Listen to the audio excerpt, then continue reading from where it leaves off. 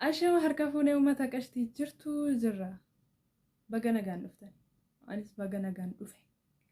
Sababii isaas gidduu kana badeetii jira. Guyyaa 10 viidiyoo hin hojjenne.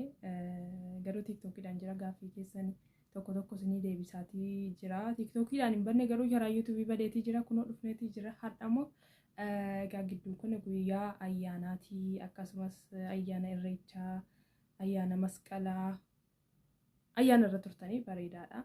Bageettiin sin ga'e hunda keessaniif iyyuu har'ammoo egaa karaa sooshaal miidiyaatiin kan na gaddisiisee fi kan baay'isee na dhibe tokkoon isiniif qabadhee dhufeetii jira jechuudha.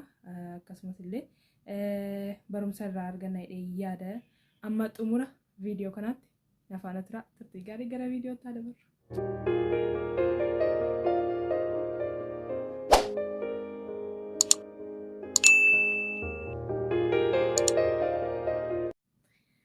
Egaan feesbuukii kanarraan argadhe gidduu kana kaleessaa jalqabee jechuudha. Waa'ee seenaan haadha warraa fi abbaa warraa kana baay'isee sooshaal miidiyaarra deemaatii jira. Karaa suukkanneessaadhaan ajjeeseetii kan inni mana keessa dhokse jechuudha. Inni kan cicciree shinti beetii keessatti gatedha yookiin immoo mana fincaanii keessatti gate jedha.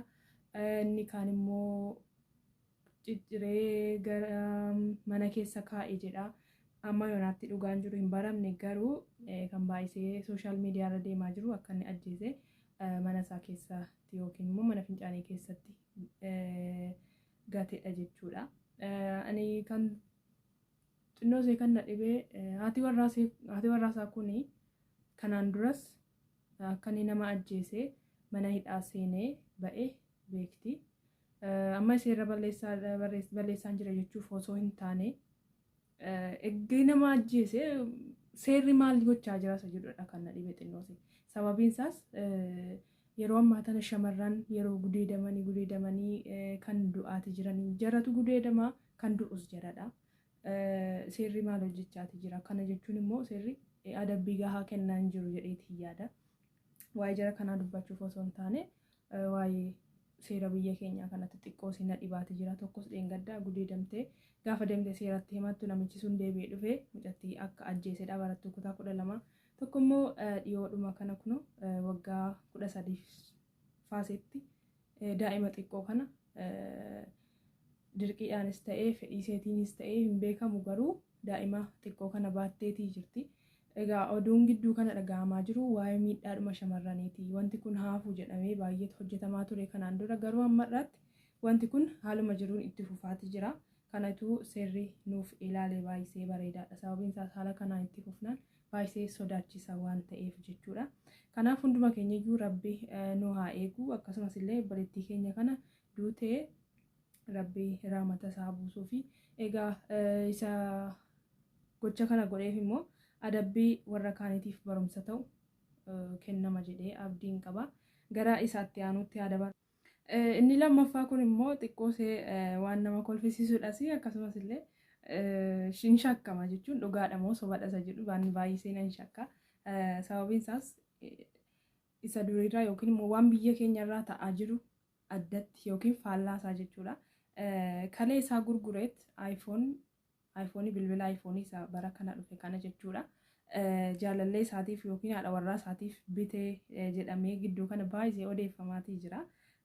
Xiqqoo sina dhibeera. Garaagarummaa keenya ilaalaa inni sun ajjeese du'aanumti illee akka argamu hin barbaanne sinii gale. Inni kun immoo yeroo kaleen kun ba'aatii ture lubbuun isaayyuu darbuu ni danda'a ture. Waa hedduutu irra gahuu danda'a yookiin immoo yeroo ammaa tana kalee hin qabu jechuudha yookiin kalee isaa baasee kenneeraa fi akka kanatti fudhachuu ni dandeenya. Baasee gurguree birrii isaatiin immoo deemee aayifoonii yookiin immoo bilbila bitaa fi taanaan jaalala akkamii jaallateen isa jedhu. Xiqqoosee nama dhiba jechuudha. Garaagarummaan keenya garuu baay'isee na dhibeetii jira. Inni biyya keenya akka kanaan shamarran irratti godha. Warroonni ollaa keenyaa immoo shamarraniif waan jarii ta'atii jiran xiqqoosee oduun kun gaafa wal faana dhufu ana baay'ee na dhibeetii jira.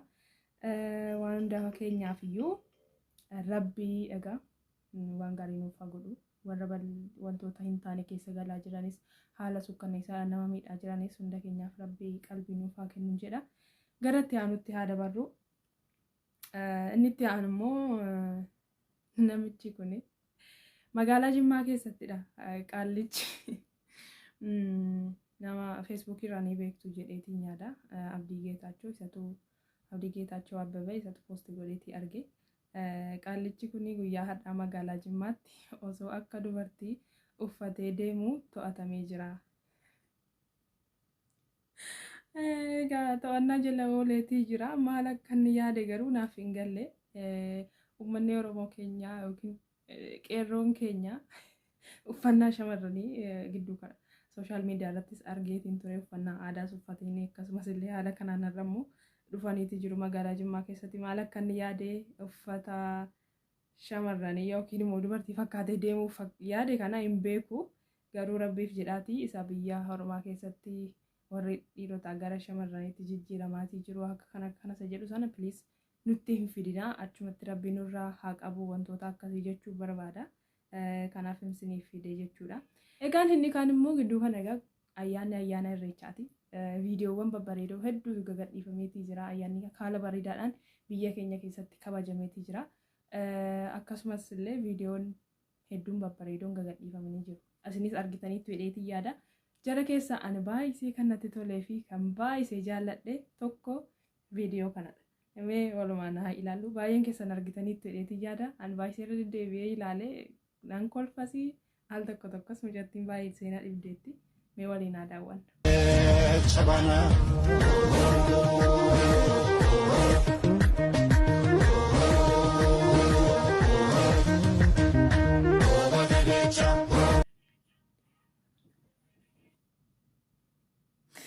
Baay'isee dhugaa dubbachuu baay'isee irra deddeebi'ee baay'isee ilaalaatti ture. Baay'ee natti tolteetti mucattiin adeemsisee. Egaa kun maal ibsaa? Yoo poolitikaa dubbatte naa jechuu baattanis dhiisaati. Egaa Finfinneen keenyadha. Finfinnee keessa akka barbaanne kana dhiibnee deemuus hin dandeenya jechuudha. Egaa warri kaan immoo taraa Finfinnee keessa akka kanaan deemuun dabareedhaan waan ta'eef dabareen keenya yoom ga'aa jechaatii jiru. Egaan beeku dabaree waan jara ga'u natti hin fakkaatu. Finfinneen kanuma beekamudha. Kan eenyu akka taate jechuudha. Baay'isnee irratti dubbachuun irratti waliin mormuunis hin barbaachisu. Egaan uummata qashtii viidiyoo fi wantoonni feesbuukii irraa argadhe gidduu kana na dhibanii na dinqisiisanii isiniif walitti qabee fideetii dhufeetii jira. Egaan barumsa xiqqoos akka irraa argattan abdiin ni qaba. Yeroo itti aanutti viidiyoo garaagaraatiin amma walitti deebinutti nagaan naaf tura. Isiniin jaalladha. Like, share, subscribe gochuu hin dagatina. Bye bye.